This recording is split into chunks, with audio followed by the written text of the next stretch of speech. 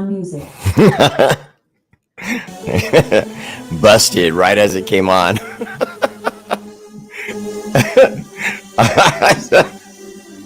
I saw it too. I did.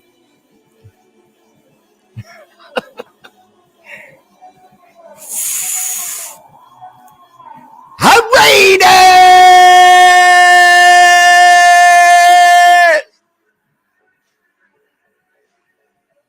Ooh, load the cannon.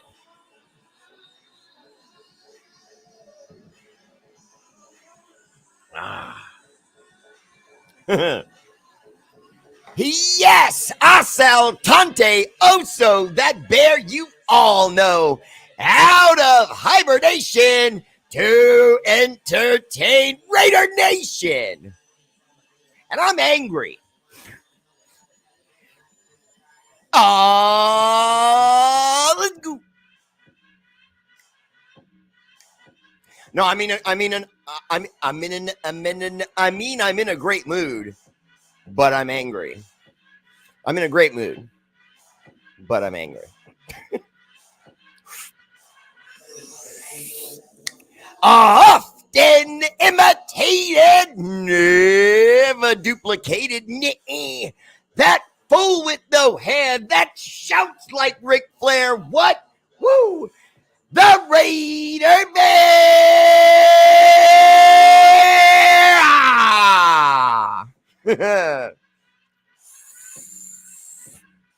Raiders!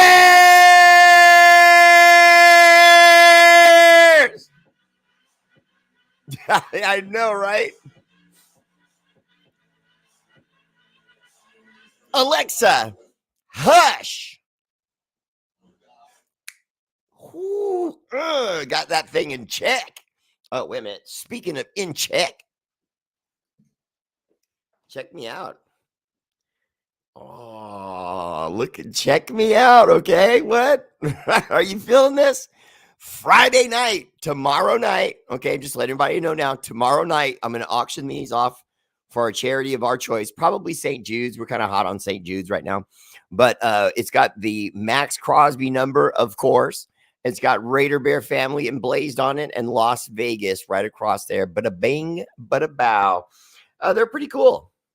You know, it's the same on both sides. And they're heck of, you know, like, look, see, and it pops right out. Or just, this looks bad. It's, anyway, see, I just wanted to show you that it's like really tough. They're really nice. Anyway, and I put one in the shot so you guys could see it. I'm going to auction those pillows off tomorrow night on tomorrow night's 8 o'clock show. So how's everybody doing? So much to discuss, so much to talk about. Let me just say hi, make sure we've got everybody in the building. Okay. Okay. Tradish! Raider Bear Josh Russell! The heavyweight champion of the world, numero uno, el jefe. Okay, here in Raider Bear family page. What's up, Josh? Good to see you, brother. Second place, silver medal. And you guys know I love it when a Raiderette slides into my medal round, which is often called the Sausage Fest, because it's always won by so many dudes. Well, Karina, woo, Trujillo. Karina, what's up, love? Welcome to the show. Appreciate you tuning in as always. But tonight, stealing that silver. I love it. Third place, my bronze medal. Wait a minute. No, say it ain't so. A Steeler fan in my bronze medal round? Oh my, what am I going to do? Steeler! Val! Oh, it's so embarrassing. Come on, you guys. You can't let Steeler Val win a medal round on my show.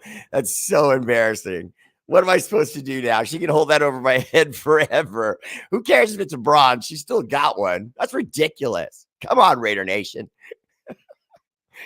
Oh, just like other fans were invading our stadium on Sundays, now I've got other fans invading my show. All right, so Anna Diaz Rincon, what's up, love? Welcome to the show, my first supporter ever. Mwah. Love you, girl. Candy Dimnioski. Let me see. John, the Lion. Leon, what's up, John? Ramiro, Cashflow, Castro in the house. Ooh, Mount Rushmore, DPC, David Pelcliva. Oh, watch my hat right here. When I have to show the face of shock, I just have to go like this.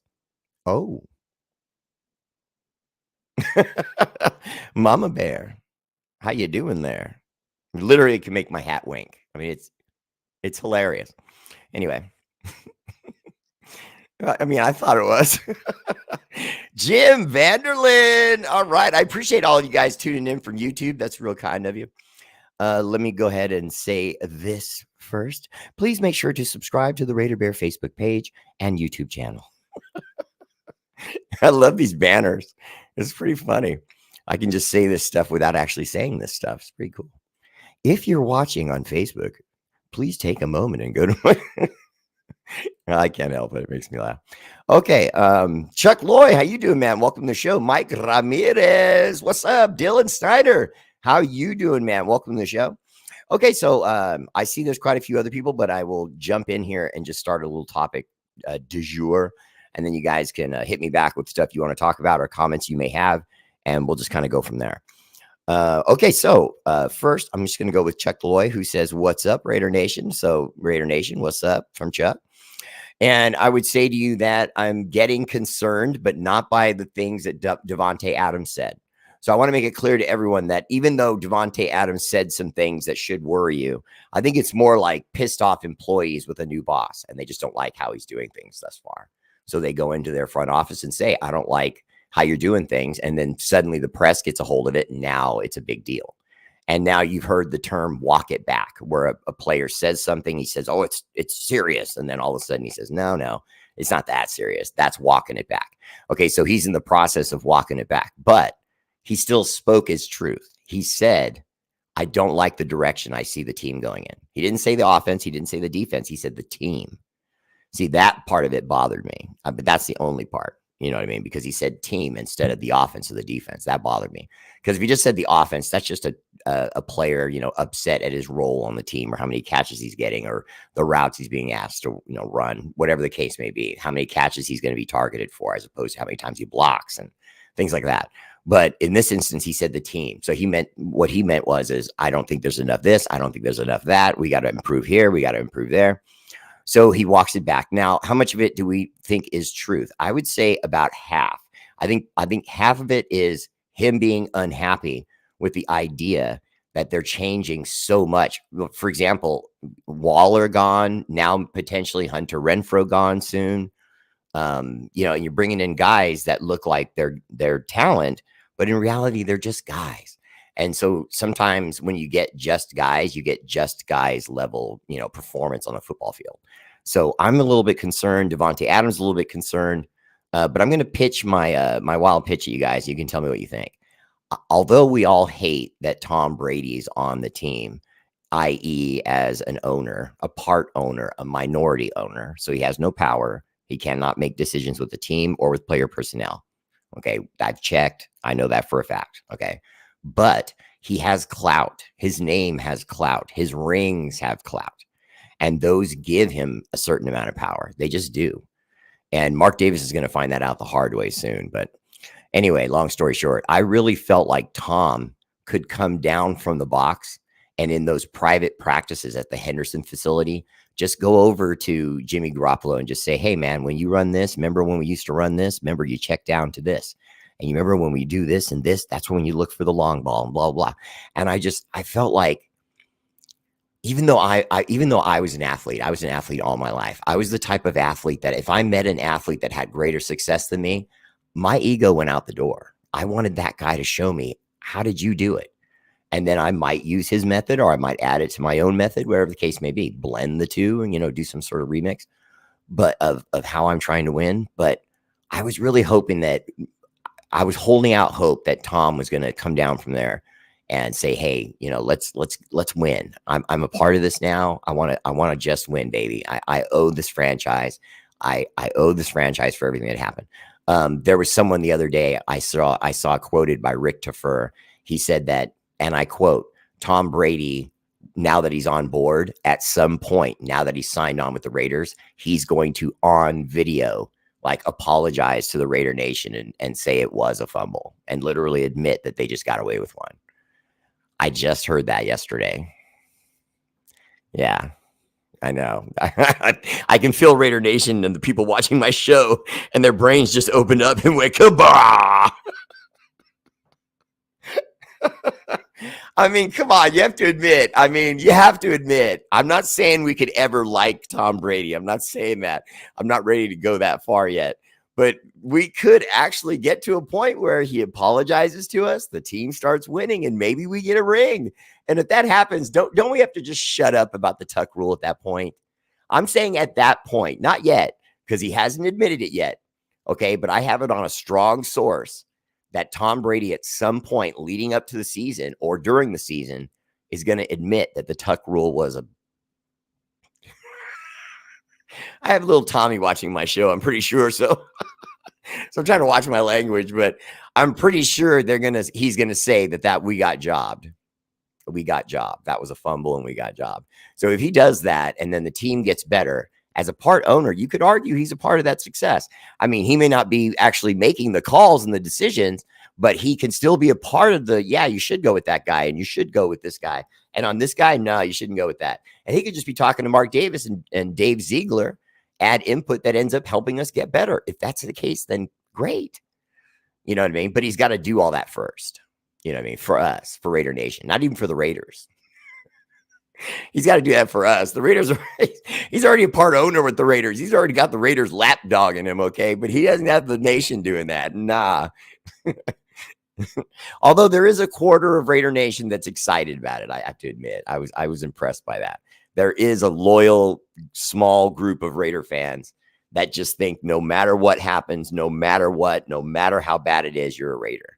And I'm saying the same thing. No one said we were going to quit being Raiders. But don't ask us to be happy that Tom's here and Jimmy Garoppolo's here and these particular Raider fans in this tiny little group that I talked to basically said, no, man, it doesn't matter.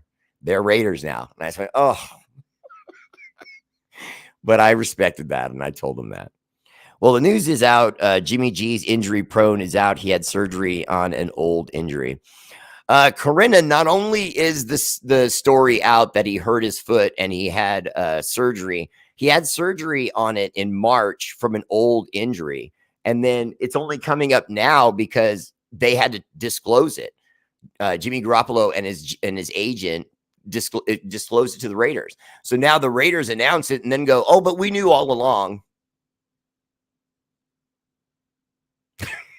Really? Really? You really expect Raider Nation, especially the Raider Bear? You really expect the Raider Bear to believe that pile of malarkey? Really? I mean, if you knew about the injury and the surgery and his foot, you would have told us about it when you signed him. And you would have said, hey, Nation, he needs a few weeks before he's going to be up to speed. And we would have all just said, okay. But instead, you sign him anyway. And by the way, now that we all know that you did not know that he had surgery and you did not know that he was still hurt. But now that we know that, that also tells Raider Nation that you signed this old injury-prone quarterback without even having our medical staff look at him first. Putting foots in him. Oh.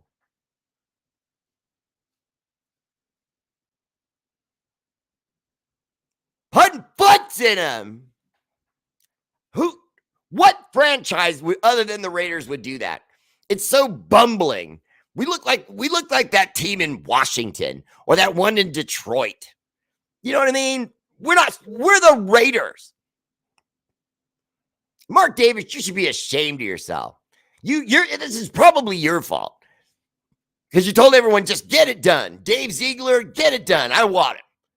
Go get that prima donna that was winning for Santa Clara. Yeah, that's right. You're not in San Francisco, so stop saying that. So sick of the night. Ugh.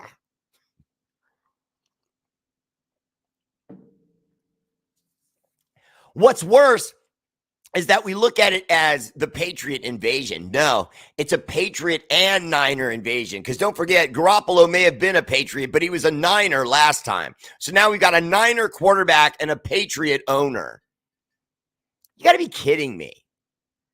I mean, I know I already said Al Davis is rolling over in his grave. Now he's doing calisthenics, just doing cartwheels and backflips. Pissed backflips.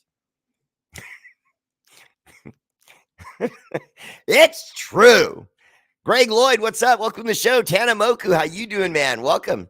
Good to see you. Ramiro Cashflow Castro says, Jimmy Garoppolo, a.k.a. fragile, but Raiders had to pass him on his physical, right? What physical? What physical? I mean, what? Did they just look him up and down and say, oh, all right, he's okay? I couldn't have gone beyond that. because if you just taken the most if you just done the simplest cursory investigation, you would have found out that he had surgery and that he was still rehabbing his foot. That is now, by the way, still acting up. And so he had to have it worked on again twice. Now it's been twice. That's what we paid for and gave an injury guarantee to. That's what Mark did. An injury guarantee to Mr. Glass. It's just outrageous. It's just outrageous. Getting ready for that Arizona sun with them shades on. Bobby, I got to tell you, man, the closer I get, the more excited I get and scared at the same time. I can't wait. I tell people all the time, though, if you think I Raider hard right now, wait till I get to Arizona. I can't wait to just shove it into Cardinal fan. I can't wait because they've all been asking. They're like, oh, are you going to change? I mean, Mama Bear's hair, it'll go right with Cardinal colors. Yeah, no, no. Dem Redbirds? No, I don't think so. All she does is make them thirsty because they want a woman like Mama Bear, but there's only one, and she's Raider Nations. And that's what I tell them, these Niner gooks.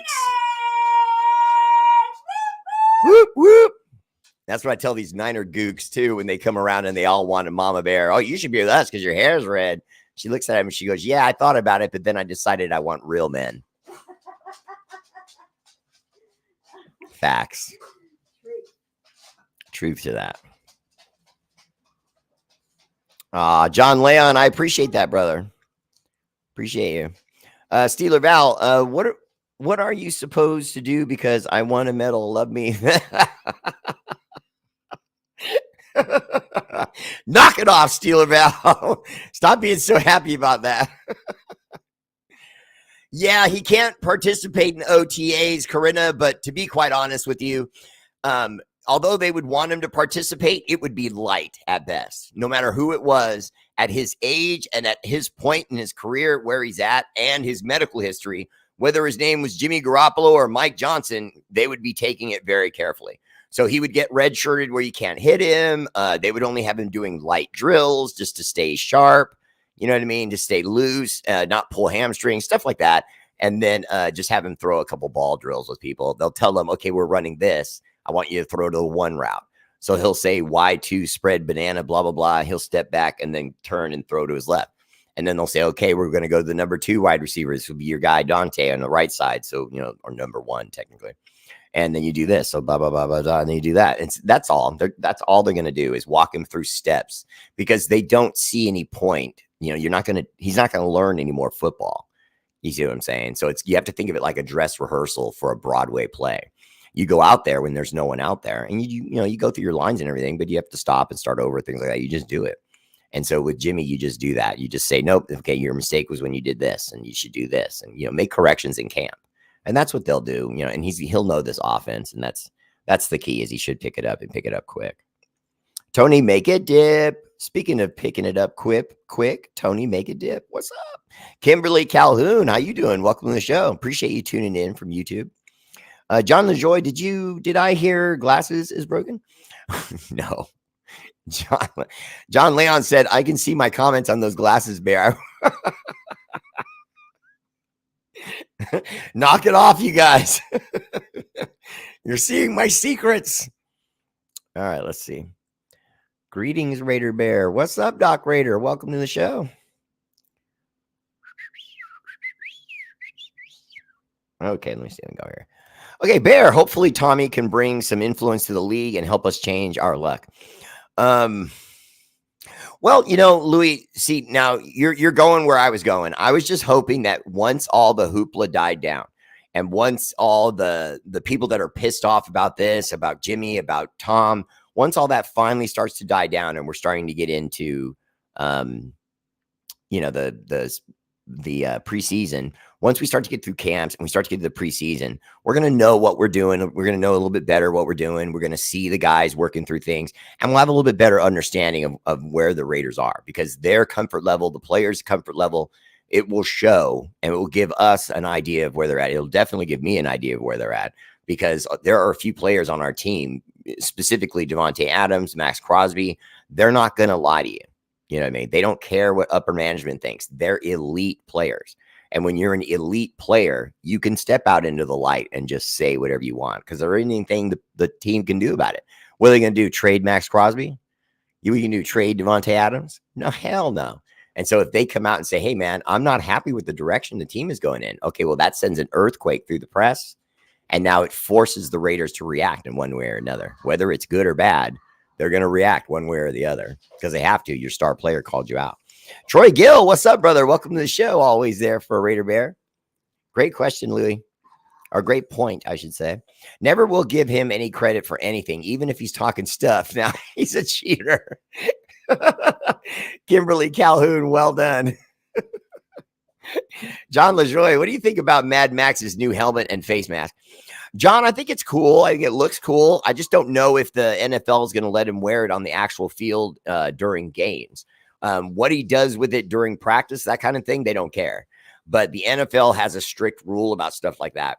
And before you all say that's stupid and it's unfair and you should be allowed to do it anyway, I would say this to you. Try to remember that whatever they allow to happen, then suddenly other teams want it to happen for them. And then it trickles down to college, and then it trickles down to high schools. And suddenly now everyone's got a face mask that looks like a shark mouth with teeth, you know?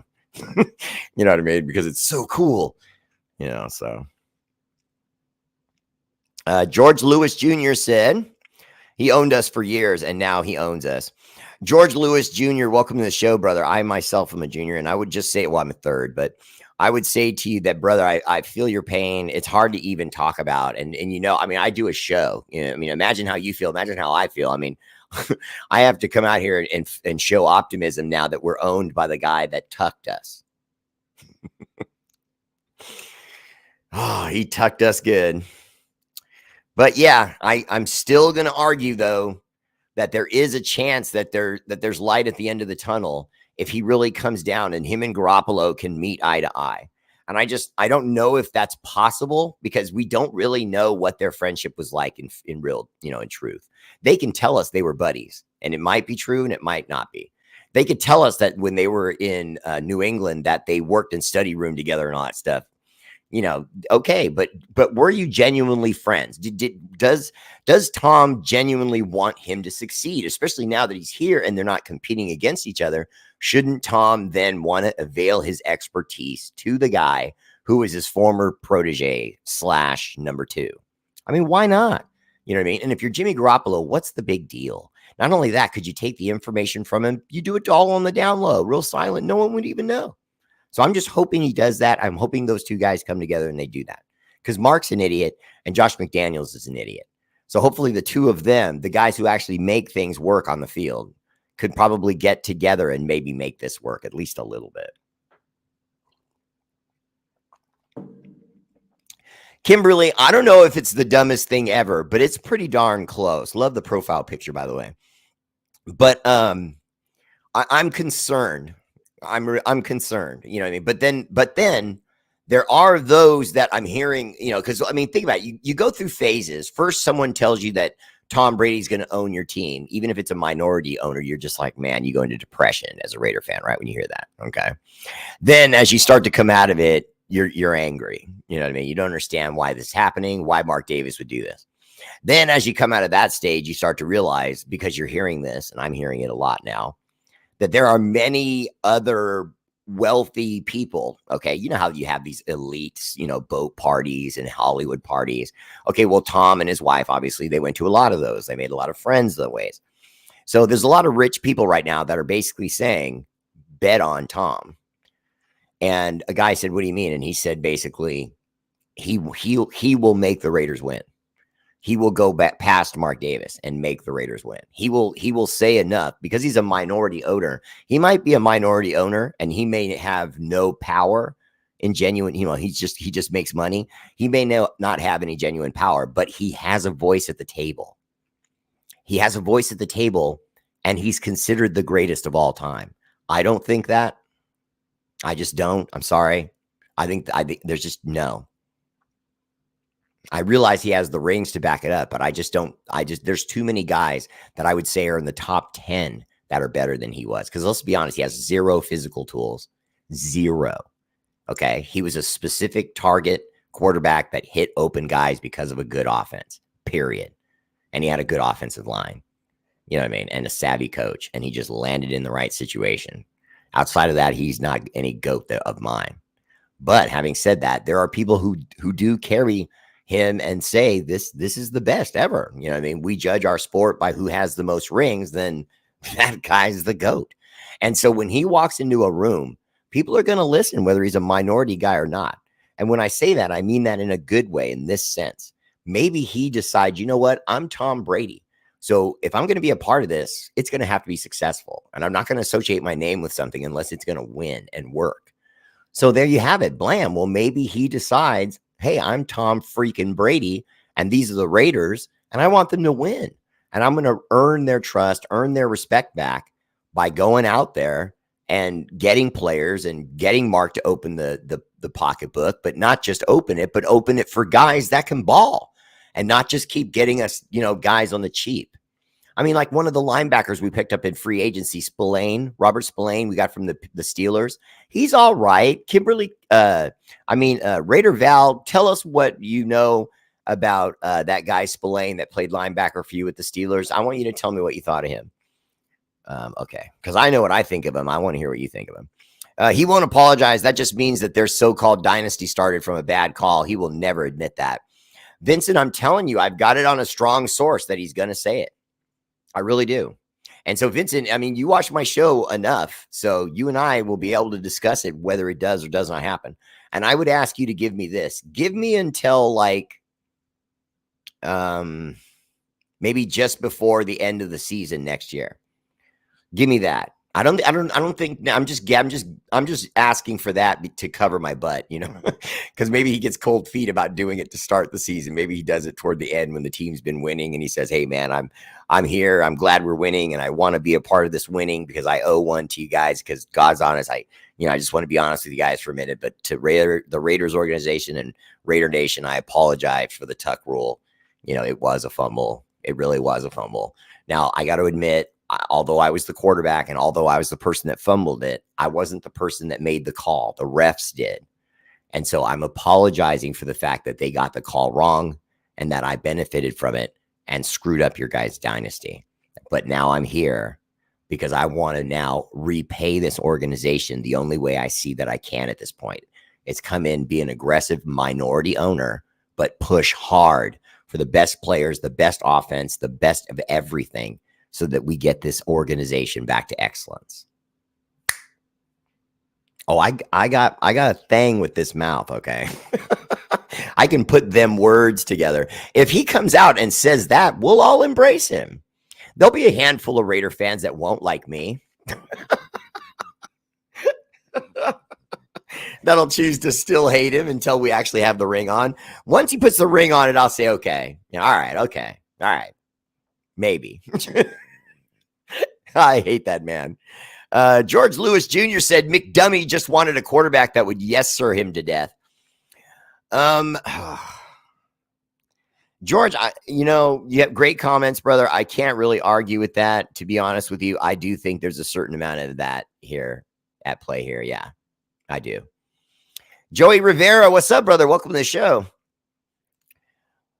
Corinna said, exactly, Bear. I was born at 8:15 a.m., but it wasn't this morning, yesterday, or the day before. It's not even a year ago today.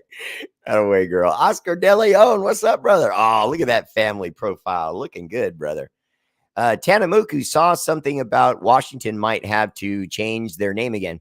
Tana, they just got, I think, they just got purchased.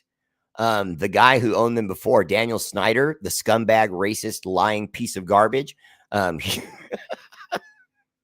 He is probably running for president now. He is no longer the owner of the formerly Washington Redskins. The bigot has been forced to sell. Forgive me for not knowing the name of the person who bought the team. I don't really know their name. I don't research Washington unless it involves the Raiders. But Washington does have a new owner. So with the fact that you have a new owner and you had a name that was chosen in the interim of that owner coming in, I think there are those that feel like he has the right to come in and change it because no one really likes the Commanders. It doesn't sound really any less racist than the Redskins did. You command people. You're commanders. We command others. No. And whether they meant it that way or not doesn't matter. That's how some other people in walks of life would see it. And it does come from a racist background. The person who originally gave it that name was a former member of the Ku Klux Klan. That's a documented fact.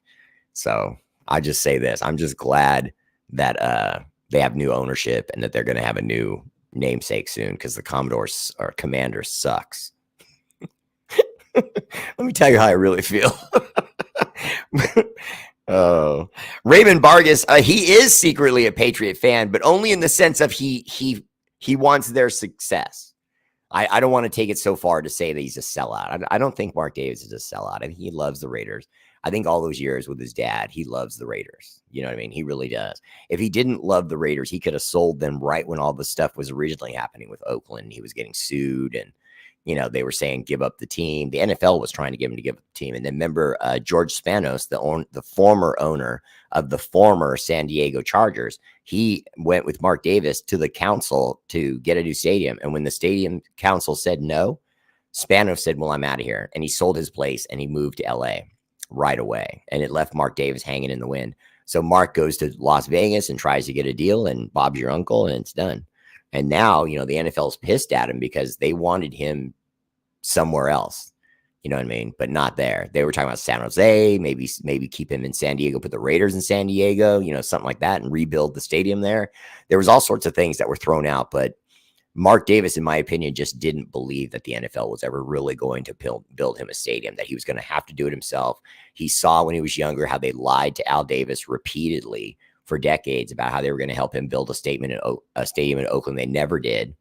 You know what I mean? Because Al's problem was he didn't want to do it with taxpayer money. He wasn't going to try to ask Oakland's people to do it. He wanted the NFL to work with him to then build a stadium. And still it was, you know, nah. So on that.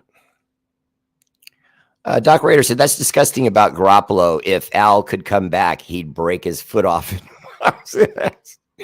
David Sotelo, what's up, brother? Welcome to the show. David, I don't know if you've been on the show lately. I'm actually moving out to Arizona, so I'm going to be real close to you soon. Ramiro Castro, I'm serious. He was. Dumb. Louis Hogwin, Louis Hogwin, Bear, we got Aiden who put on number 4. That takes a lot of balls. We got nothing to lose. Louis Hogwin, I don't think it takes balls to take Derek Carr's number. I really don't. I just don't. It's not like he's got, it's just so much to live up to. I mean, Derek Carr was all right, but I mean, what did he really win? You know what I mean? He couldn't win divisions because of the Chiefs, and he couldn't win in the playoffs because he couldn't get there half the time. The first time he got there, he was hurt. I mean, you know, we got bounced by the Texans. You know what I mean? And just, you know, the rest is history. Mark Vargas, Bear! Jesse Parker, what's up, JP? Much love, brother. Joe McMillan, how you doing, man? Welcome to the show. Mark Vargas checking in from Arizona. Let's see. Marcus Atchison always has a good comment for me. Jimmy G being hurt right now is a good thing for O'Connell. All I know is Jimmy better not miss too much time because he's just giving Aiden more first team reps. That may cost him his job sooner than later. Well, Marcus Atchison, all of that's true, brother. And love that profile pic. Don't ever change it, brother. Great smile. But I would say to you that he's going to get back before the season starts. Jimmy Garoppolo will be ready to go, and he'll have the job. The difference will be when Jimmy goes down, will it be Aiden O'Connell instead of Brian Hoyer that comes in? If it's week 6, for example, and Aiden's really had a chance to throw balls and, see the guys, get used to timing, get used to the speed difference, how much bigger and stronger guys are faster than bigger and stronger guys in college, and they can run you down. That's one of the big transitions. I've actually heard quarterbacks say it, that one of the biggest transitions that they have to deal with is they're not used to the fact that 300-pound guys can catch them. I've actually heard so many quarterbacks say that, you wouldn't believe it, that was really the first thing that shocked them, that they would look at defensive linemen when they were in college that weighed 300 or close to 300 pounds, and they would be like, and they would just run just a little bit, and it would be enough to stay ahead of them. And then he said in the NFL, I did the same thing. As soon as I turned my head, the guy was all over me like a shark. And he drove this young quarterback into the ground. He said, okay, I'm gonna show a little bit more respect for the big boys in the NFL. I'd love it if Colin got his chance, though. I would. I'm going to be honest with you, Marcus. I don't care if they throw Aiden O'Connell in right at day 1. Yeah, I said it. I paused to give it intensity. If it's day 1, I'm fine with it. Is he going to stink at first? Yes. Is he going to struggle at first? Yes. Is he going to make mistakes? Absolutely. But is he tough? Yes. Is he mentally tough? Yes. Is he bigger than almost all of the other quarterbacks that came in this draft? Yes. At 215 pounds. That's his walk around rate. That's his walk around weight. So he could easily go up 15, 20 more pounds, and it would be nothing. He's a big guy, and it won't mess with his throwing rotation or any of that because he's a naturally big guy. You see me, you should see my son. My son weighs like 235, 240, and he's just a moose. You know what I mean? And so you see me with this, slender, muscular frame. You think, oh, all his kids must be skinny. No. And I think that Aiden O'Connell is going to be the truth. I think he's mentally solid. I think he's accurate. I think he has all the tools. I think he can evade the rush and throw on the run. I can't wait. I'm honestly super excited because most of you who watch my show, that whenever we get new players or we get a crop of UDFAs, that kind of thing, I always give you guys their names. I give you the scoop on where they played, what their stats were like, blah, blah, blah, blah, blah. But then when I'm done with that, I will usually go through all those names and go, doop, and just pick that one and go, this one is going to be a baller, a shot caller, number 1, going to start eventually. This is going to be a guy that makes plays. Okay, believe that. Okay, that's what I usually do. I did it with Nate Hobbs. I did it with the fullback from Wisconsin that we got rid of, which was stupid. I've done it with quite a few players. Okay, so I went out on a limb. I went out on a limb before the Raiders picked him. I said, if we get Aiden O'Connell, he's going to be a Raider. He's going to be damn good, and we're going to show the world. Because I'm telling you that Aiden O'Connell there's something going on there. My nose, I'm telling you, you guys have seen how many times I've been right. Be honest. I really think we have something in Aiden O'Connell. I think that kid's going to be.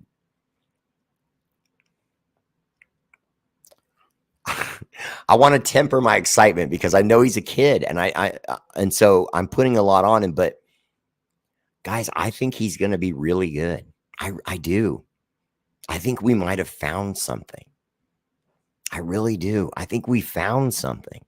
And when I say that, I want to give you a visual, okay? I want to give you a visual argument for what I'm seeing, okay? Think of Ben Roethlisberger. Think of all the big plays he made, okay? Then think of Dante Culpepper, okay? Those of you who can remember those two guys, and I know most of you can remember at least one of those, and I know some of you remember both. Now, if you remember, those were both bigger quarterbacks, stout guys, a little bit of belly on them, a little bit of extra fat because they weren't cardio guys. And so, they went out there and they slang a big butt, but they weren't fast, but they weren't slow. They were evasive. That is what I see in Aiden O'Connell. I see an evasive quarterback that can know how to roll with his good feet right or roll with his good feet left and then throw on the run on the button. Because one thing we know about him is the dude throws darts and hits center. His pass accuracy was 94.7, if I remember correctly. which is freaking outstanding. And that's all by Pro Football Focus. And then his pass accuracy was a 90 something. His pass efficiency was 90 something. And then there was a stat where he only got a 56.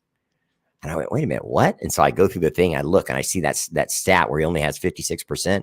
And that was rush and rush defensive pressure evasion. In other words, they were saying he didn't have any Michael Vick in him, where right when he sees the defense coming at him and bringing pressure, he doesn't know when to get out, or he's not good at it. And I immediately called BS, because if you go back and you look at the video at Notre Dame, you see him doing that actually quite a bit. It's just that he's not fleet of foot. He's not fast. It's not pretty.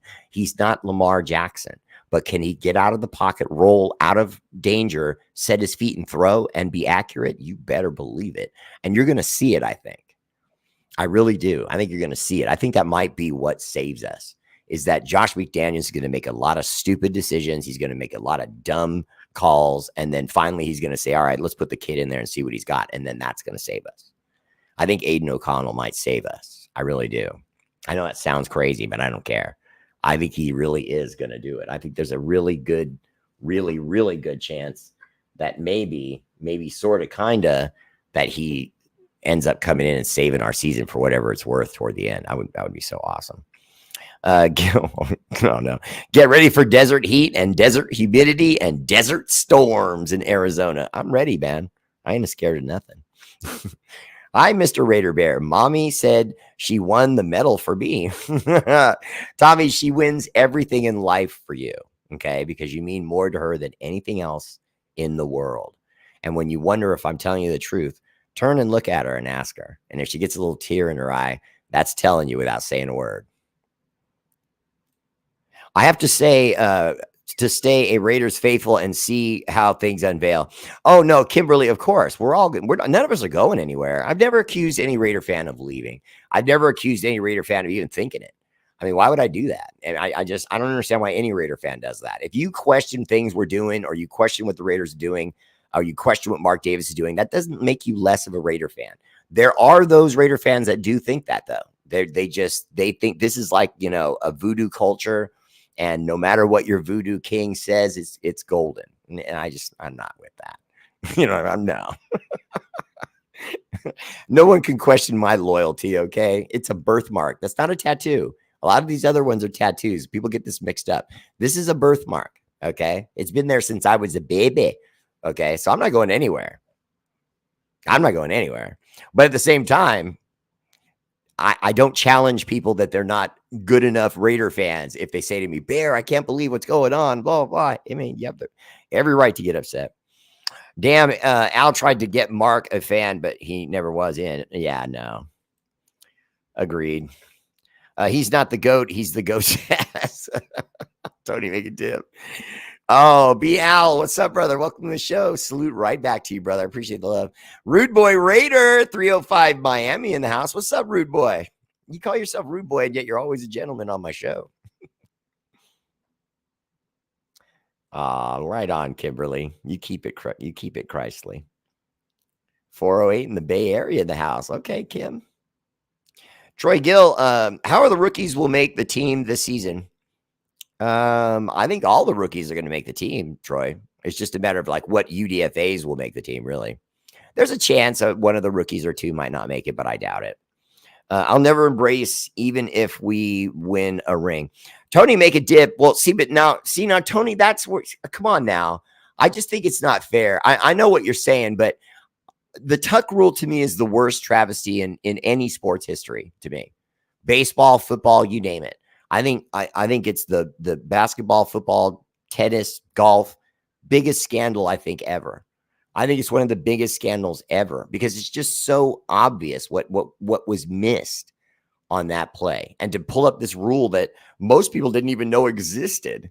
You know what I mean? And you choose to call a flag like that for that play and change the outcome of a game that way.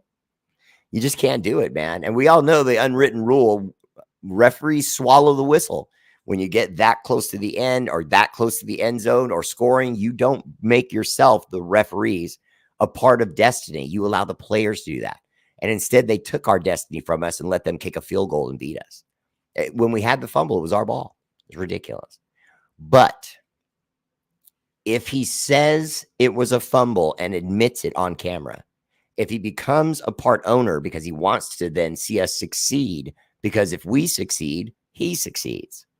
If he then goes to Jimmy Garoppolo or any part of the staff and is helping them with the offense and the players and wins us a Super Bowl, I can move on then.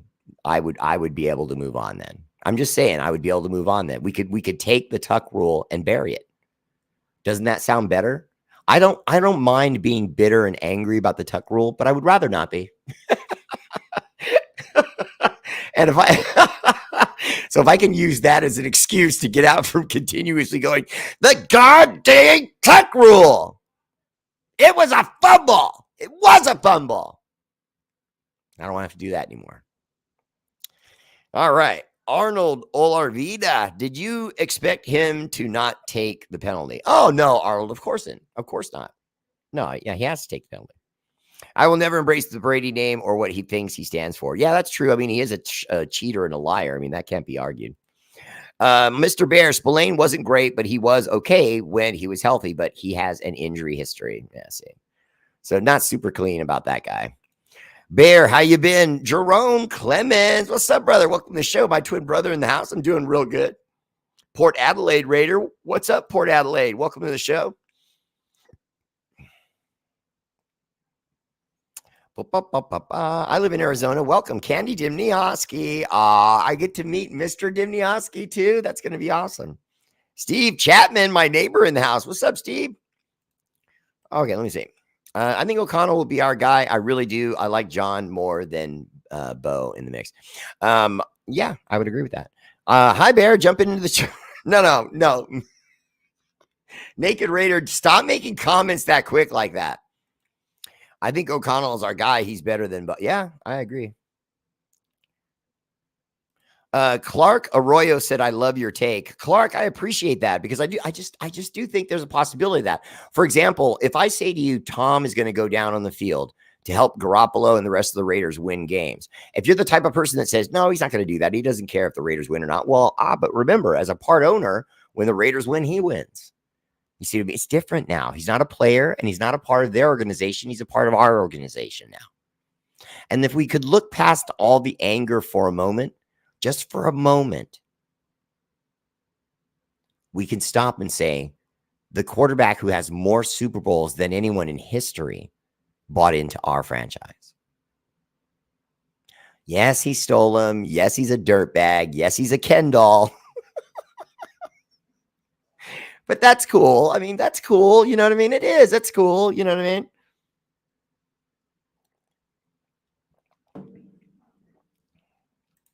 Uh-oh.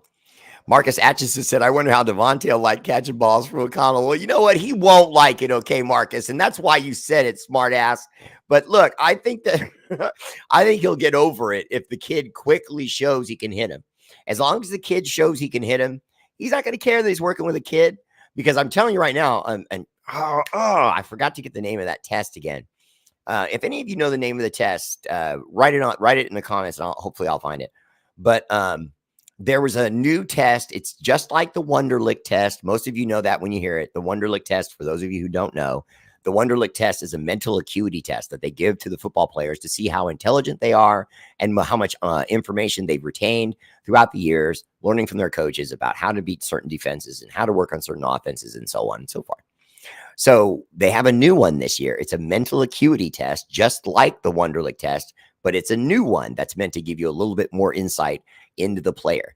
And when O'Connell took his test, he tested through the roof.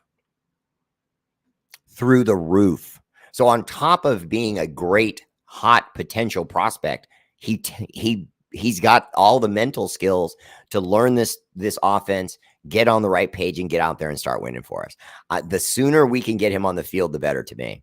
And remember, you've got Caleb Williams at USC just waiting for us. Caleb Williams already said, Raiders, on video, he said, come get me. Let's go. He's at USC knowing that he's going to play his junior year. And at the end of his junior year, he's saying, I already know I'm going to have such a good junior year. You're going to want me. I was like, damn, I like this kid. I mean, he's basically putting a 1-year prove-it deal on himself. He's telling the Raiders, I'm going to go out there and rack it with USC, maybe win our bowl, and when I do, come get me, Raiders. Well, shit. let's let Jimmy Garoppolo say, "Oh, my foot, my zapatos injured my foot, my tootsies," and we put him out there, just put him out to pasture, give him his $40 million or whatever, and just be done with it. You made the dumb deal, now go pay for it, Mark Davis. You gotta be kidding me.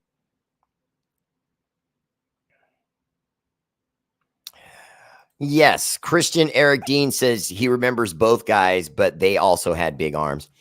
Well, Christian, I'm going to be completely bluntly honest with you here when I say I don't know necessarily if O'Connell has a huge arm. When you go back and you watch tape of him and highlights at Notre Dame, Purdue, when you go back to his highlights with Purdue, I said Notre Dame twice, I think earlier, and I didn't even realize I was saying that. He's from Purdue. Anyway, he's a Purdue product, and there were some deep balls he threw, but the majority of his highlights are not deep balls. So I'll say that. So it does make you have pause. Does he have enough arm? But I would argue, did Joe Montana have enough arm? Did Peyton Manning have enough arm? In other words, not every Super Bowl and winning quarterback is going to be determined by who has the strongest arm. You know what I mean? It's good to have a strong arm, obviously, but it's not the only factor that goes into being a great quarterback. For example, Drew Brees was notorious for the fact that he had no deep ball. Drew Brees just cannot throw the deep ball. And yet he's considered one of the best quarterbacks that's ever lived. One of the best quarterbacks that's ever lived. He's up there with the Tom Brady conversation. For GOAT, he just never could win a ring. So without rings, you're not in the conversation. So, but go to the stats and look at Drew Brees and see where he's at, and it'll blow your mind. Total yards, touchdowns, games played, lack of interceptions, all of that. He's got all of it. He's in the top 3 or number 1 in almost everything. You know what I mean? He just didn't win it. And look at him. No cannon whatsoever. Small little guy. And yet he got it done. You know, now I don't want a Kyler Murray, you know what I mean? Drew Brees was a one of a kind, you know, they just got lucky into him. But how many quarterbacks do we, have to see that win Super Bowls that don't have big arms? You know, there's lots of representations of players who went on to win Super Bowls who didn't have a big cannon. Okay. Do you think Wilson used a linebacker be a good idea? Denton Rhodes, no, I don't. Tyree Wilson, in my opinion, is a hand in the ground, go get the quarterback guy that can play the run. So you sometimes want to have him play like a zone protection where Tyree Wilson will come out of his stance, but then just sort of stand there to see if it's going to be a run play. Because if it is, then he can just adjust to run and go find a gap and slam the guy down to the ground. But outside of that, when you have him rushing the quarterback, the only thing about Tyree Wilson that worries me is he's very stiff. He's got that sort of like Frankenstein kind of movement to him. When you think of Frankenstein movement, does that make you think of a guy that's got bend and can run around the corner with speed, or that can bend and get around an offensive lineman? No. Frankenstein come like this. I just thought I'd do it again. But the truth be told, Tyree Wilson doesn't have bend. So like I've said before, this draft, I thought was great. I thought this draft was great. And I didn't understand the pick at 7. I just didn't. I didn't understand the pick at 7. I don't care. I have so many people that think I'm crazy. They're telling me I'm stupid. And I had some guy on my show just the other night told me I was stupid because I said I'm worried about Tyree Wilson and the fact that he has no bend. And I'm like, well, dude, I mean, you can think I'm dumb, but facts are facts. Most defensive ends have to have bend in their repertoire of moves. Tommy, look up repertoire. Tommy, look up repertoire. Anyway, you got to have that in your repertoire, because otherwise, if you're limiting how many moves you have coming at an offensive lineman, then the offensive lineman has less things to look for that he has to do to defend you. You know what I mean? I want someone that can, give him a good, step and then go inside. I want a guy who can give him a step and then get a bend. I want a guy who can give him the shuffle and then grab him by the shoulders and bull rush him.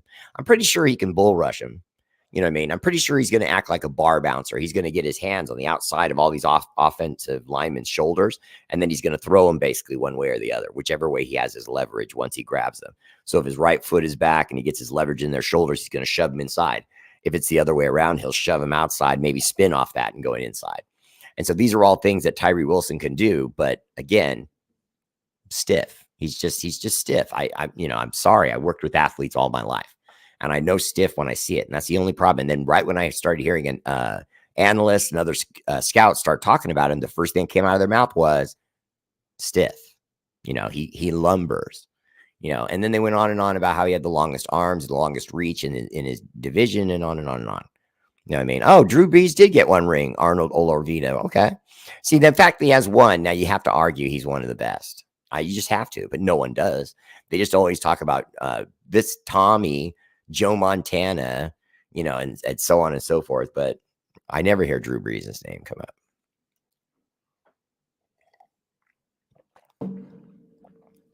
It's not the size of your arm. It's what you can do with it. Exactly, Vincent Rubalcaba. Well said.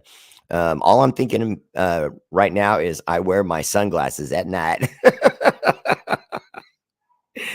Shut up, Corey. Oh, appreciate the correction, Arnold. I didn't think he had a ring. I kind of forgot that. He did. He got one with the Saints. That's right. I forget. Yeah, the Saints got one with him. Okay. Don't guys always say that? You stop that, Val. Raging Raider Rhino. That's the name of the song. I couldn't remember. Think the name of it. Corinna Trujillo. Okay, Corinna. Steeler Val said, that's an easy one, Mr. Bear. Repertoire is like an inventory, only has to do with your skills. There you go. Good job, Tommy. Alexa, resume.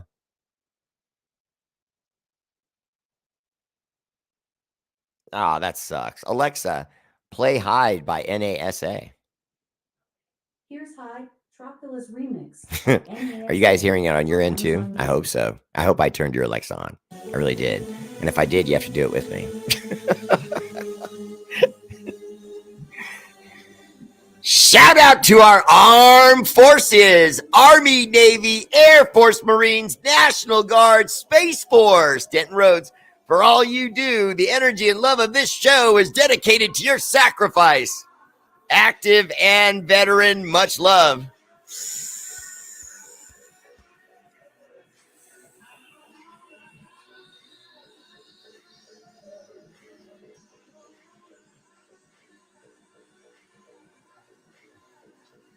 R8RBEAR!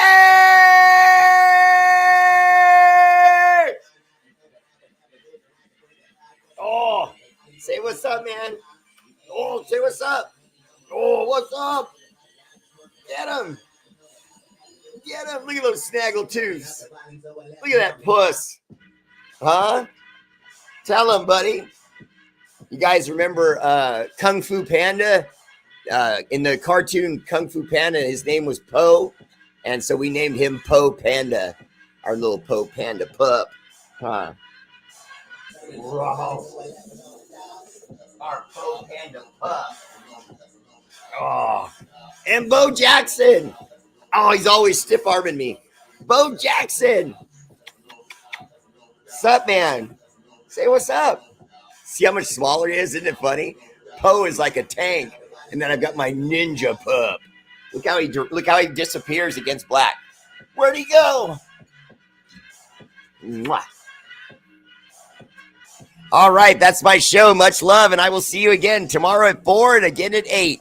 Much love. See you then. Raider Bear family page. Peace. Wait for it. All right, no, I'm not going to do it again. Go home. Show's over. Okay, this isn't overtime, okay? I'm not Marvel. You don't get anything at the end credits. R8RBEAR!